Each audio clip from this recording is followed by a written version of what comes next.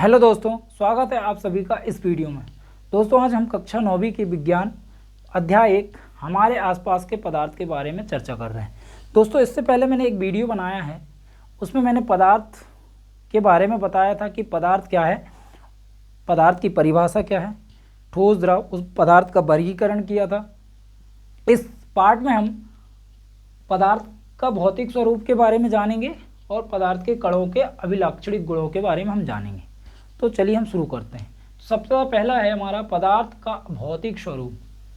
दोस्तों, जो पदार्थ है, हमने जाना कि हमारे आसपास बहुत सारी वस्तुएं होती हैं जिनका कुछ ना कुछ द्रव्यमान होता है और जो जगह को घेरती है।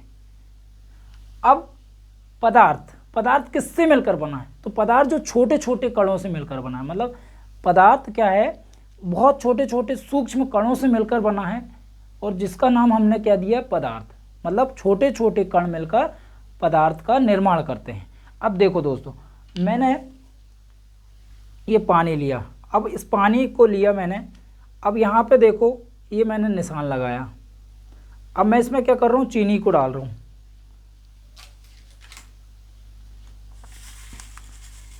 चीनी को डालता हूँ। अब इसको मैं घोलता हूँ।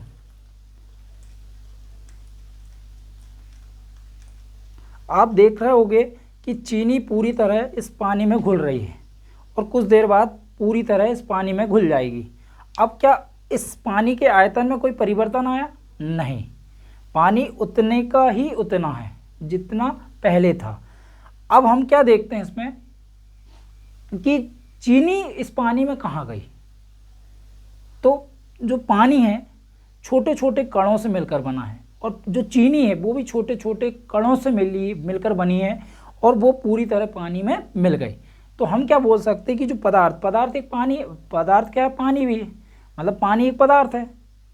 तो पदार्थ छोटे छोटे कणों से मिलकर बना होता है। अब दूसरा पॉइंट, तो हमने क्या जाना कि पदार्थ जो है छोटे छोटे कणों से मिलकर बना है।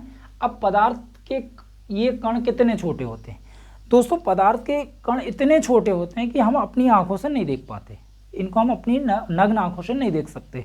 इसलिए इन्हें देखने के लिए हमें सूक्ष्मदर्शी भी, उससे भी ज़्यादा इलेक्ट्रॉन सूक्ष्मदर्शी का उपयोग करना पड़ेगा। तो पदार्थ के कण इतने छोटे होते हैं कि हम सोच भी नहीं सकते उनके बारे में। तो पदार्थ के कण बहुत छोटे होते हैं जिन्हें हम नग्न आंखों से नहीं देख सकते। तो समझ गए होंगे आप। अब आता है दूसरा, पदार्थ के कणों के अभिलाक्षणिक गुण।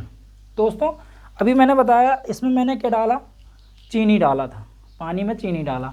अब इसमें जो चीनी डाला तो वो चीनी गई कहाँ? हाँ भाई, चीनी कहाँ गई? तो चीनी इसमें पूरी तरह क्या हो गई? घुल गई। अब जैसे, अब देखो, तो हम क्या कह सकते हैं कि पदार्थ के बीच में कुछ ना कुछ रिक्तस्थान होगा। मतलब चीनी को घुलने के लिए पानी के बीच में थोड़ी जगह रहे। देख, जैसे ये देखो, जैसे ये पानी है, ये पानी है, ये पानी है, ये पानी है, ये पानी के कण है। अब इसके बीच में क्या आके बैठ जाएगा? चीनी के कण। ये चीनी के कण बैठ गए।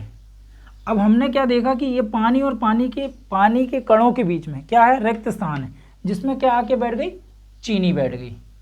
तो पदार्थ के कणों के बीच में क्या होता है? रिक्त स्थान होता है। पदार्थ के कणों के बीच में क्या होता है? रिक्त स्थान होता है, जहाँ पर जिसमें आके दूसरा कण आके बैठ जाता है। तो पदार्थ, हम ये बोल सकते हैं कि पदार्थ के कणों के बीच रिक्त स्थान होता है, यानी खाली स्थान होता है, यानी जगह होती है उनके बीच में। दूसरा पॉइंट क्या है? पदार्थ के कण निरंतर गतिशील होते हैं। दोस्तों, मैं आपको एक प्रैक्टिकल करके बता रहा हूँ। जैसे मेरे पास ये एक अगरबत्ती है, अब मैं इसको जला रहा हूँ।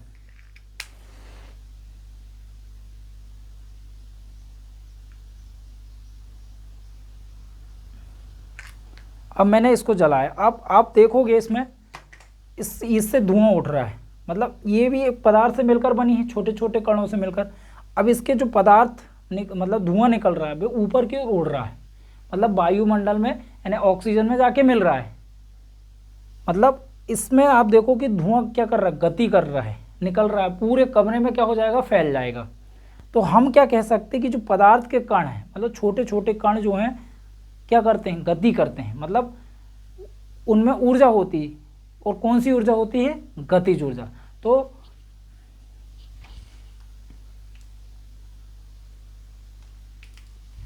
क्या बोल सकते हैं? पदार्थ के कण निरंतर गतिशील होते हैं, मतलब गति करते हैं। किसके कारण करते हैं? गतिज ऊर्जा के कारण। तो गति के कारण जो ऊर्जा उत्पन्न होती है हम उसे बोलते हैं गतिज ऊर्जा। तो दोस्तों पदार्थ के कण निरंतर क्या रहते हैं? गतिशील रहते हैं। जैसे आप देखो, अब तापमान बढ़ाओगे तो ये अगरबत्ती जल्दी जल्दी जलने लगेगी, उसका धुआं तेजी से निकलेगा, मतलब तापमान बढ़ाने पर वो और तेजी से गति करेंगे उसके कण। तो हम ये कह सकते हैं कि तापमान बढ़ाने से पदार्थ के कणों की गतिज ऊर्जा बढ़ जाती है। तो क्या बोल सकते हैं कि पदार्थ के कण निरंतर गतिशील होते हैं, और पदार्थ के कणों, यदि हम तापमान बढ़ाएं तो पदार्थ के कणों की ऊर्जा जो है, गतिज ऊर्जा, वो बढ़ जाती है। तो दोस्तों समझ गए होंगे आप। अब तीसरा पॉइंट है पदार्थ के कण एक दूसरे को, पदार्थ के कण ऐसे आकर्षित, मतलब एक कण दूसरे कण को क्या करता? आकर्षित करते रहता है, मतलब एक दूसरे को पकड़े रखता है, मतलब एक दूसरे को आकर्षित करते हैं। जैसे आप देखो ये ठोस है, मतलब ये बोर्ड लगा हुआ है, इसके जो अंदर कण है, मतलब छोटे छोटे कण है, वो एक दूसरे को पकड़े हुए हैं, यानी एक दूसरे को आकर्षित कर रहे हैं, अपनी ओर खींच रहे हैं। तो ये एक दूसरे को क्या करते हैं? पदार्थ के कण आकर्षित करते हैं। अब मैंने लिखा हूँ विसरण की परिभाषा। दोस्तों मैंने ये अभी अगरबत्ती जलाया था, उसका धुआं निकला, और धुआं जाके कहाँ मिल गया? वायुमंडल में मिल गया, मतलब ऑक्सीजन में मिल गया। तो अगरबत्ती का जो धुआं निकला था, मतलब अगरबत्ती जो छोटे छोटे कणों से मिलकर बनी है, उसके कण कहाँ में मिल गए? ऑक्सीजन में। तो एक पदार्थ के कण दूसरे पदार्थ में मिल गए, तो एक पदार्थ, क्या बोल सकते हैं कि दो अलग अलग पदार्थ हैं, अगरबत्ती थी और वायुमंडल में ऑक्सीजन गैस है, तो उसमें जाके क्या मिल गए? उसके कण मिल गए। तो दो विभिन्न पदार्थों के कणों का स्वतः मिलना क्या कहलाता है? विसरण कहलाता है।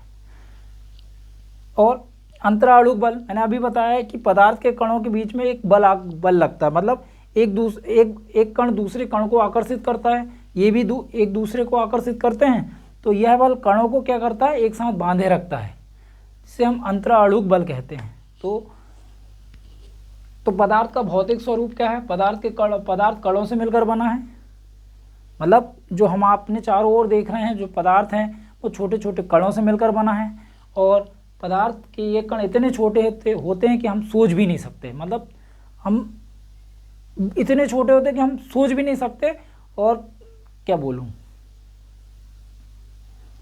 पदार्थ के कणों के अभिलाक्षणिक गुण, पदार्थ के कणों के बीच में, जैसे हम नदी नहाने जाते हैं, तैरते हैं, तो हम कब तैर पाते? जब तक उनके बीच में रिक्त स्थान, मतलब भाई उनके बीच में खाली स्थान होता तब तो हम हाथ मारते हैं ना ऐसे। तो क्या होता? पदार्थ के कणों के बीच में क्या होता है? रिक्त स्थान होता है। पदार्थ के कण निरंतर क्या होते रहते हैं? गतिशील करते हैं, मतलब गति करते रहते हैं। और किसके कारण? गतिज ऊर्जा के कारण। पदार्थ के कण एक दूसरे को क्या करते हैं? आकर्षित करते हैं। और विसरण की परिभाषा क्या हुई? दो विभिन्न पदार्थों के कणों का स्वतः मिलना क्या कहलाता है? विसरण कहलाता है। और अंतराणु बल, एक कण दूसरे कण को आकर्षित करता है, मतलब एक दूसरे को क्या करते रहते हैं? आकर्षित करते रहते हैं, जिससे वो एक साथ बंधे हुए रहते हैं। इसी को हम बोलते हैं अंतराणु बल। दोस्तों समझ में आया हो तो प्लीज़ अब लाइक कीजिए, शेयर कीजिए एंड सब्सक्राइब कीजिए। Thank you. अब मिलेंगे हम नेक्स्ट पार्ट में। Thank you.